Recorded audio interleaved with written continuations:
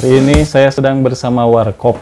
Nah, ini personelnya bapak-bapak ada 4 orang. Padahal sebetulnya di Warkop itu gabungan dari beberapa elemen di masyarakat.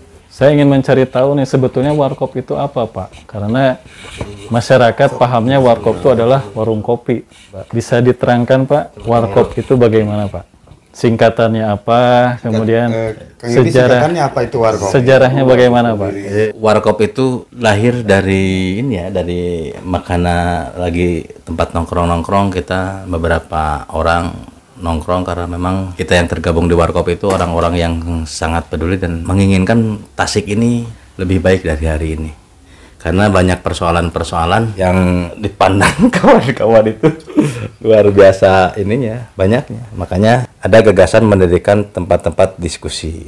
Ya, karena berhubung tempat diskusi itu lahir dari tempat minum kopi pertama kalinya di ADC sahabat kita almarhum Kang Yudi Meksos. Dan gagasan nama Warkop itu lahir dari Kang Acong, ini Kang Ahmansa yang suka nyeleneh bikin nama. Namanya nama Warkop, Warung Komunikasi Diskusi Persoalan Tasikmalaya. Kenapa rekan-rekan juga memandang bahwa namanya Warkop yang disepakati karena lebih nyantai, lebih akrab gitu. Mendengar Warkop itu orang sudah tidak asing. Cuma ketika Warkopnya saja orang kesannya itu warung kopi, padahal Warung Komunikasi Diskusi Persoalan Tasikmalaya. Sekalian ini Pak, tolong diterangkan sejarahnya bagaimana Pak? Pendirinya itu siapa? Inisiatornya gitu kan? Kemudian apa yang sudah menjadi pencapaian Warkop? Kemudian sekarang apa yang sedang dikerjakan Warkop? Lalu apa ke depannya itu Warkop menjadi apa Pak? Iya, begitulah Pak Asep ya. Begitulah kira-kira. Di kita kan terlalu banyak itu ya, Kang Yudi, terlalu banyak lembaga. Ada forum, ada aliansi, ada lembaga, terus ya macem-macem lah, sangat banyak sehingga memang ya kita agak sedikit nyantai lah, tidak perlu lagi dengan nama lembaga, tapi namanya Warkop. Nah itu sebetulnya lebih kepada ya supaya lebih rileks, lebih nyantai, karena kehadirannya seperti yang Kang Yudi bilang tadi.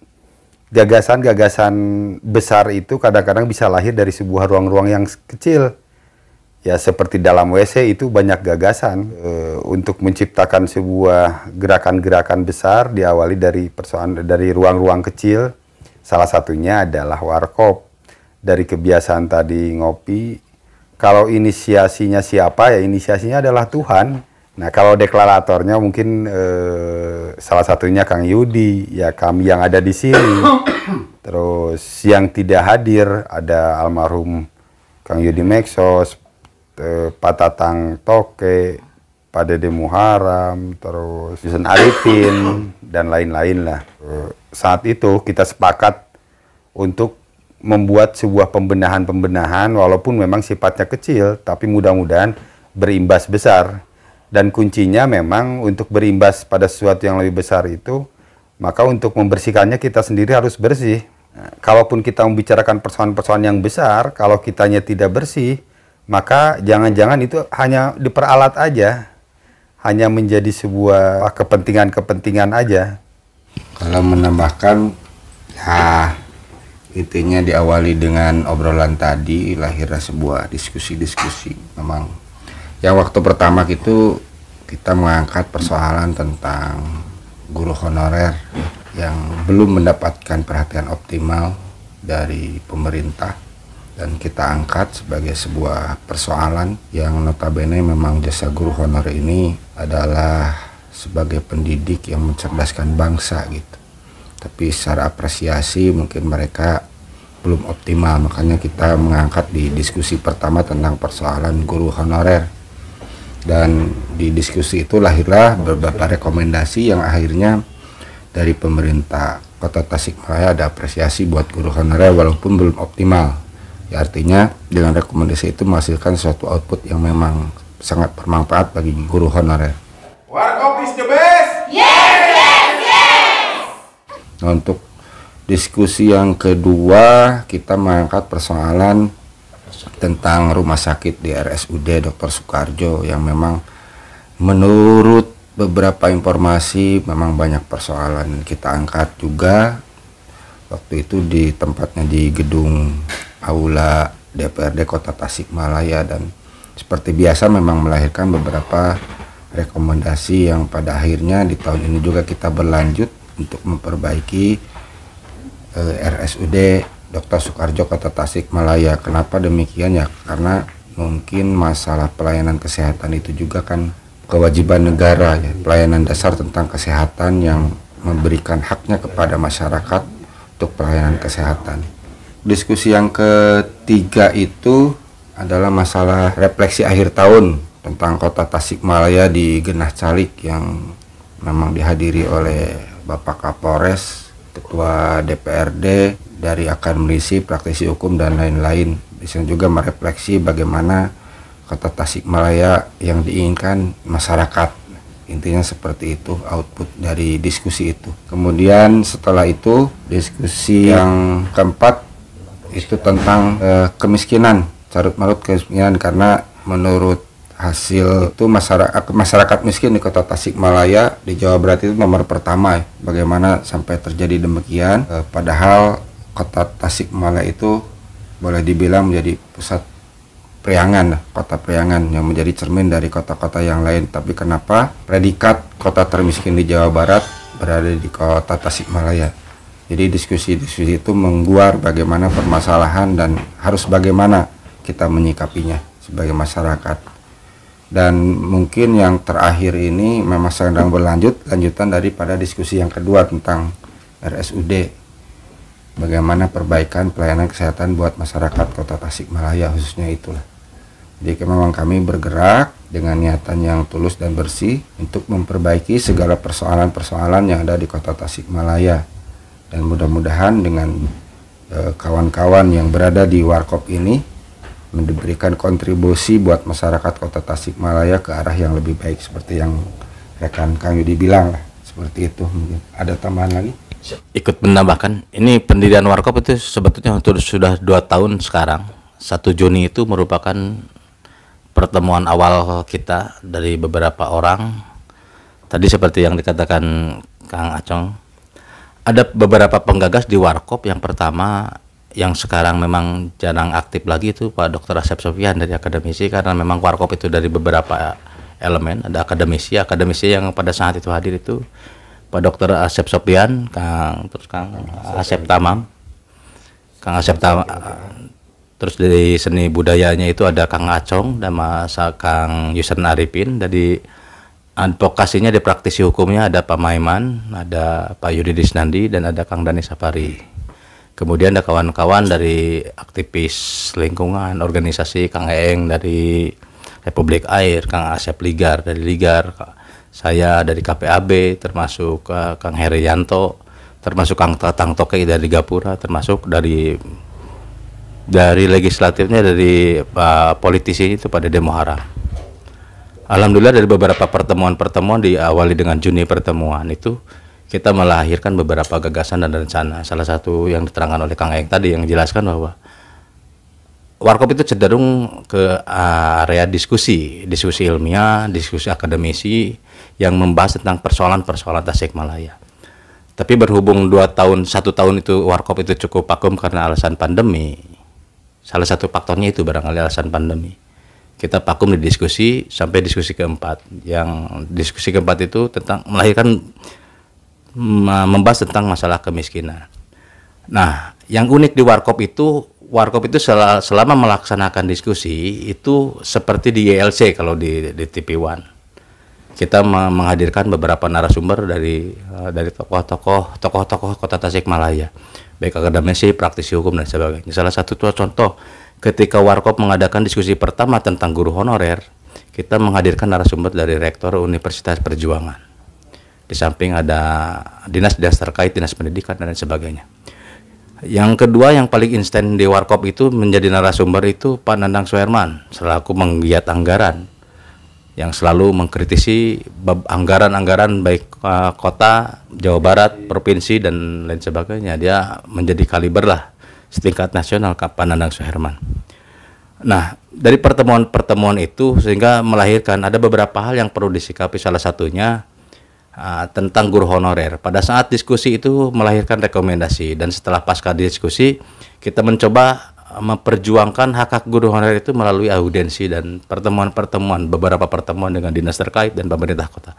Dan alhamdulillah tahun kemarin guru honorer itu bisa mendapatkan haknya, rewardnya, ya, honornya dari pemerintah Kota Tasikmalaya sebanyak kurang lebih sebesar 4 miliar. Ya, itu kalau dilihat angkanya sih cukup fantastis, 4 miliar 1 tahun. Tapi kalau dibagi rata itu sungguh sangat kasihan, masih di angka kisaran per orangnya 200.000 per bulan.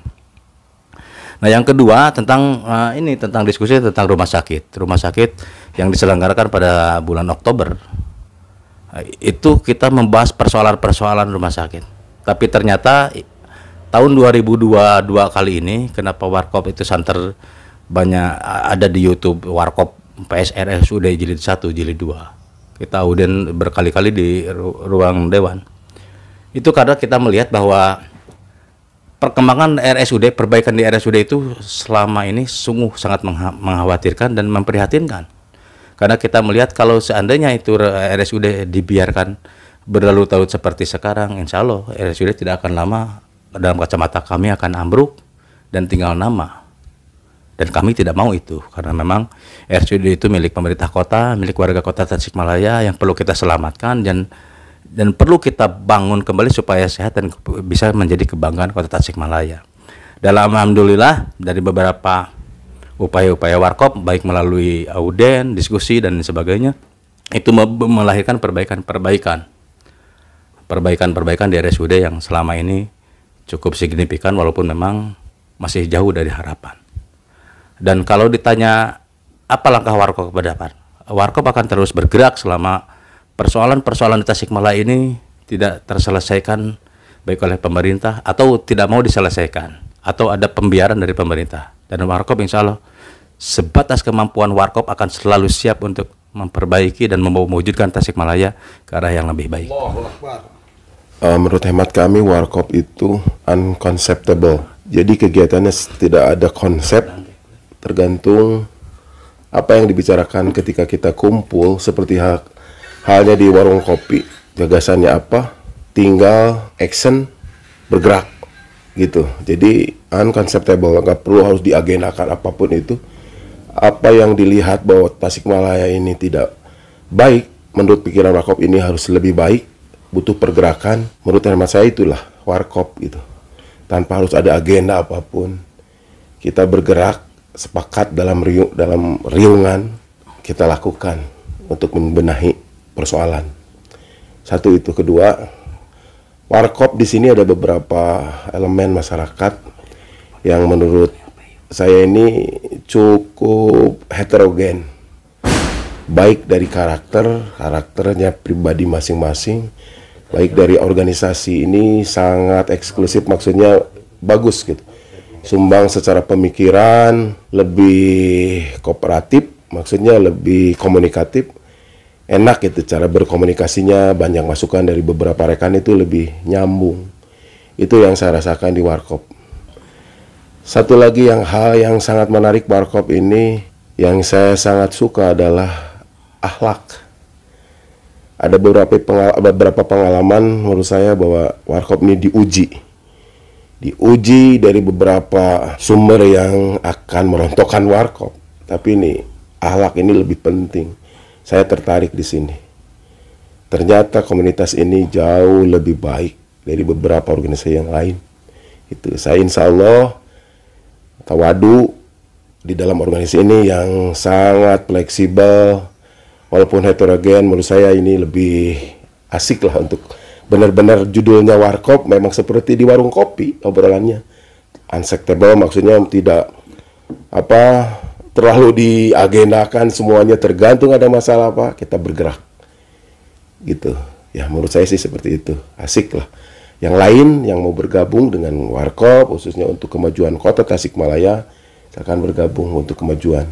Satu, ya itulah utamakan akhlaknya di sini. Itu ya. Kalau dari saya gitu. Makasih. Bentar Pak. Bapak bilang tadi siapapun yang mau bergabung bisa bergabung di Warkop Pak. Oke, bisa diterangkan Pak bagaimana caranya, apakah harus menghubungi siapa gitu Pak? Karena mungkin setelah video ini tayang ada beberapa yang ingin berpartisipasi Pak. Bisa dijelaskan Pak? Nah, kalau bab ini mungkin nanti dijelaskan lebih detail sama Kang Yudi ya sebagai pendirinya. Seperti saya ini kan salah satu organisasi di Tasikmalaya, Ligar atau Lingkar Gerakan Rakyat. Saya ikut bergabung di sini, melihat pergerakannya sangat, istilahnya maksud saya itu bagus gitu. Tidak menutup kemungkinan bahwa organisasi-organisasi lain juga punya niatan yang sama untuk membangun kota Tasikmalaya menjadi lebih baik. Warkop sendiri saya kira akan lebih welcome lah, terbuka ya. Siapa yang membangun kota Tasikmalaya ini lebih baik, tentunya kita bersama-sama untuk membangun kota ini. Gitu. Itu dijawab saja dulu. Ya, kalau sekretariat, ya udah semesta ini adalah sebuah sekretariat kita. Artinya kita bisa kumpul di mana saja. Kemarin saya, Kang Yudi, Pak Asep, kita kumpul di pinggir jalan depan rumah sakit umum. Jadi kita bisa kumpul di tempat ngebaso, bisa kumpul di mana saja. Nah, yang jelas esensi daripada pertemuan itu yang penting. Nah, tapi memang kalau ada yang yang punya kepentingan dengan kita, saya pikir di antara kita punya nomor kontak lah, bisa ke siapapun. Nah, untuk sekretariat mungkin hanya ada kontak surat aja, alamat surat aja. Salah satunya ke sini. Tapi pada dasarnya sekretariat kita adalah semesta, bisa di mana saja. Pertemuan kita bisa di mana saja, rapat kita bisa di mana saja. Nah, itu. Dan kalau ada teman-teman yang memang ingin gabung dengan Warkop, wah itu bagus. Artinya menjadi sebuah tambahan energi bagi kita untuk membangun masyarakat. Nah, cuman ya siapkan aja lamarannya itu ke kita. Kriterianya apa Pak? Kalau misalkan ada yang ingin bergabung dengan Warkop Pak? Ya, kriterianya sederhana, tapi ini yang menjadi modal kita. Pertama, memiliki integritas, yang tadi dibilang Pak Asep tentang akhlak. Kita memiliki komitmen, itu komitmen untuk bersama-sama. Dan tentang apa itu komitmen kita, komitmennya sebetulnya tidak tercatat secara tertulis, tapi di antara kita paham tentang apa komitmen kita ini. Nah, sehingga kalau sudah masuk nanti tahulah komitmennya apa. Nah, ada komitmen, integritas, itu syarat-syarat yang memang harus dimiliki oleh para pelamar. Dan lamaran silakan aja diajukan. Itu. Sebenarnya di Warkop itu kita tidak tidak tertutup atau tidak terbuka. Warkop bisa siapa saja yang mau bergabung, karena memang di Warkop itu ada dua yang kita siapkan. Satu memang tim perumus. Tim perumus di Warkop itu kita sebut saja tim perumus karena memang itu orang-orang pendiri yang mendirikan Warkop. Ada beberapa orang yang memang masih eksis, dan ada beberapa orang yang memang sudah tidak eksis, entah itu tidak eksisnya karena kesibukan pribadi atau mundur atau lain sebagainya. Tapi di tim perumus, tim pendiri Warkop, ada beberapa yang masih eksis, kurang lebih ada 12 orang lah yang masih eksis. Nah, masalah kawan-kawan, sahabat-sahabat lain yang ingin bergabung di Warkop, kita juga membuka ruang sebetulnya, karena memang setiap diskusi juga kita terbuka tapi terbatas. Kenapa terbuka tapi terbatas? Karena terbatas itu disesuaikan dengan kemampuan, karena diskusi di Warkop itu semua disajikan dengan maksimal lah. Peserta diskusi itu disajikan tempat yang layak, makanan yang layak, minuman yang layak, dan yang lebih khusus itu adalah mungkin informasi-informasi yang sangat layak, karena narasumber-narasumber yang dihadirkan di Warkop itu setiap diskusi itu minimal lebih dari 7 orang dengan durasi waktu yang cukup lama, dari jam 9 sampai sore, sampai jam 2 lah. Hampir rata-rata itu lama. Dan memang di situ terjadi dialog-dialog yang terbuka, dan memang banyak ilmu dan informasi yang bisa diterima.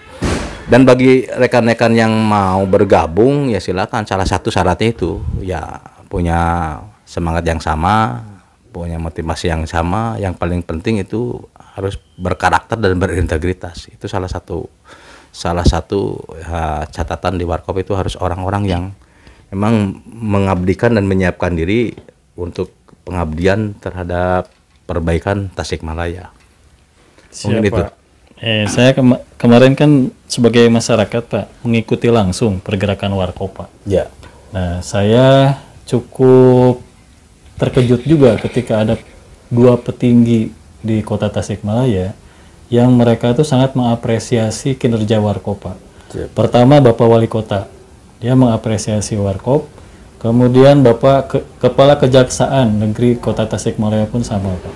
Mereka mengapresiasi karena selama ini baru hanya Warkop yang sampai pada titik yang luar biasa dalam mempermasalahkan rumah sakit RSUD Dr. Soekarjo itu Pak.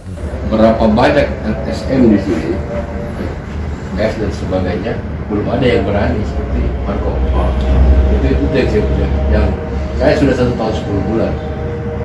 Nah, pertanyaan saya adalah apresiasi tersebut itu untuk bapak-bapak di Warkop itu diterima sebagai apa Pak?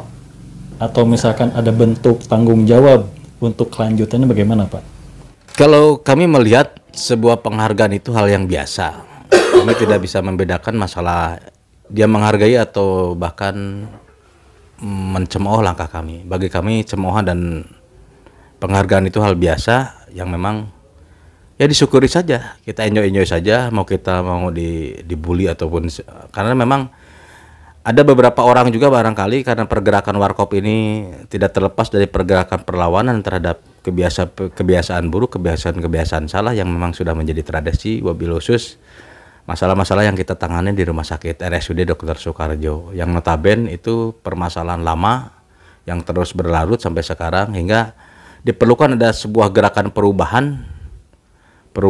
gerakan perlawanan agar perbaikan di rumah sakit cepat terjadi. Mungkin dari pergerakan itu ada orang yang mencemooh, ada orang yang merasa tersakiti, dan ada orang yang merasa berbangga dengan keberadaan kami. Salah satunya apresiasi yang memang kami terima langsung itu dari perwakilan itu dari Kang Asep Heri Kusmayadi dari pengacara. Dia ketika berbincang dengan kami merasa berbangga hati dengan adanya Warkop. Begitupun kami ketika audien kemarin dengan Pak Wali Kota dan jajarannya, alhamdulillah responnya baik terhadap Warkop. Dan yang terakhir kemarin hari Selasa ya, kita bersilaturahmi ke Kejaksaan Negeri Kota Tasikmalaya. Alhamdulillah disambut dengan ramah dan Pak Kejari juga mengucapkan terima kasih terhadap keberadaan Warkop. Semoga dari rentetan perjalanan Warkop sampai saat ini itu bukan malah menjadi sombong dan takabur Warkop atas penghargaan atau penghargaan dari mereka lah.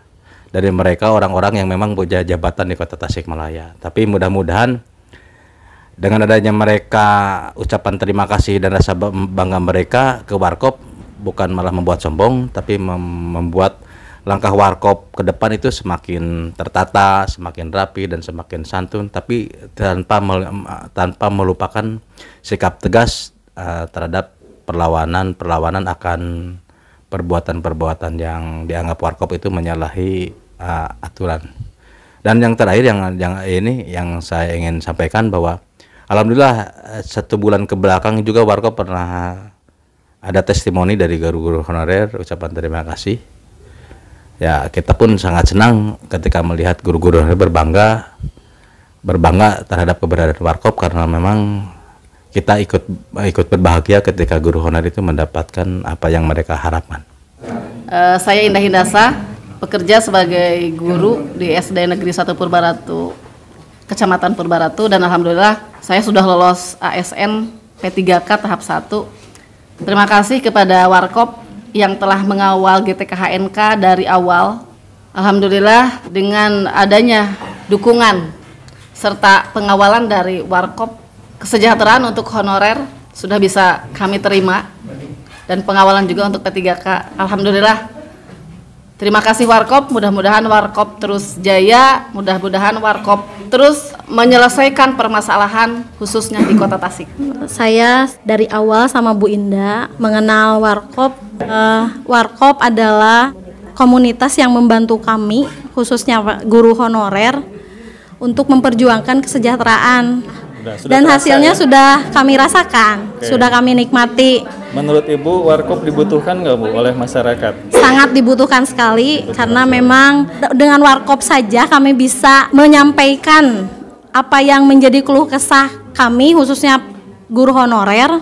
Perkenalkan, nama saya Saiful dari SDN Tirtauning. Kebetulan saya bekerja sebagai guru honorer. Alhamdulillah saya dan rekan-rekan dapat lulus ASN P3K di tahap 2. Nah, dengan perjuangan warkop, kami berharap warkop selalu maju, selalu tidak ada kontaminasi atau tekanan-tekanan lain yang memang membuat warkop itu menciut. Tapi warkop adalah komunitas yang sangat luar biasa bagi kami. Kami ucapkan terima kasih yang sebesar-besarnya karena warkop adalah salah satu bagian yang membawa kami menjadi sejahtera. Terima kasih. Nama saya Eis Fitriani dari SDN Babakan Goyang di Kota Tasikmalaya. Ketika saya juga berkunjung langsung ke warkop, itu sungguh hati itu tentram. Senang berada di ruangan seperti itu dan kami bisa berdiskusi. Apa yang sudah kami sampaikan ternyata terbukti loh. Kami sudah berada di sini, berada di P3K khususnya tahap 1 dan tahap 2 nanti. Itu sudah terasa sekali perjuangan dari warkop yang kami rasakan. Terima kasih warkop, terus jaya berjuang untuk kami semua masyarakat di Tasikmalaya. Tambahannya mungkin tadi yang terlewat, jadi di warkop itu tidak ada ketua. Jadi kami bersepakat dulu berkumpul itu tidak ada ketua. Jadi sifatnya ad hoc, milik bersama, siapapun memilikinya gitu. Jadi kalau ada kegiatan baru ditunjuk koordinator, sifatnya pelaksana teknis setiap ada kegiatan. Jadi waktu diskusi pertama yang diketuai oleh Kang Acong waktu guru honorer, kemudian diskusi yang kedua tukang tatang toke dari Gapura yang sampai saat ini pun masih koordinatornya beliau. Kemudian yang ketiga tentang refleksi Ustadz Heri ya, Ustadz Heri sebagai koordinator pelaksana. Kemudian yang keempat itu Kang Yudi ya, Kang Yusran. Kalau yang masalah kemiskinan Kang Yusran sebagai koordinator pelaksana diskusi keempat. Jadi memang tidak ada ketua supaya apa ya, rasa memiliki bersama terhadap warkop yang memang ya kenapa demikian, karena kami konsen terhadap substansi permasalahan gitu, supaya permasalahan itu bisa dipecahkan berdasarkan hasil dari diskusi, beradu argumen, beradu pemikiran untuk sebuah pemecahan masalah gitu. Seperti itulah yang sifatnya warkop. Baik Pak, sebagai penutup Pak, silakan disampaikan barangkali ada tambahan. Alhamdulillahirabbil alamin. Itu closing saya, artinya kita memiliki rasa syukur yang besar bahwa kita masih bisa melakukan sesuatu yang positif, masih bisa memberikan sesuatu buat orang banyak, karena memang pada kondisi zaman sekarang ini orang ini banyak tersedot pada persoalan-persoalan individual. Nah, di sini konteksnya adalah persoalan bersama, persoalan publik. Maka ya alhamdulillahirabbil alamin. Ya samalah, sebagai penutup kita warkop mengajak semua pihak untuk bersama-sama bersama kami melakukan hal-hal yang positif demi kebaikan Kota Tasikmalaya ke depan. Semoga dengan keberadaan kami Kota Tasik akan lebih baik, Kota Tasik akan lebih bersih, dan Kota Tasik akan menjadi kota termaju bukan termiskin di Jawa Barat. Terima kasih. Oh ini satu lupa ini juga terakhir, karena tadi disinggung tentang kota termiskin di dunia. Nah, di satu daerah kalau masyarakatnya miskin, maka ini sudah menjadi indikasi bahwa pemerintahannya korup. Ini indikasi terhadap itu. Saya setuju dengan Acong. Makanya saya hadir di sini. Itulah poinnya, memang butuh pembenahan. Kota Tasikmalaya ini butuh orang-orang yang punya integritas, dan kami tidak perlu privilege dari semua dinas apapun. Kami ikhlas mengerjakannya. Mudah-mudahan Warkop khususnya kita semua diberikan kemudahan, kelancaran dalam pergerakan, dan mohon dukungannya dari warga Kota Tasikmalaya. Pergerakan ini menjadi amal ibadah buat kita semua. Saya tutup ya closing ini, mudah-mudahan semua yang melihat podcast Warkop hari ini memberikan motivasi dan semangat khususnya untuk Kota Tasikmalaya. Assalamualaikum warahmatullahi wabarakatuh. Salam jumpa di session yang lain.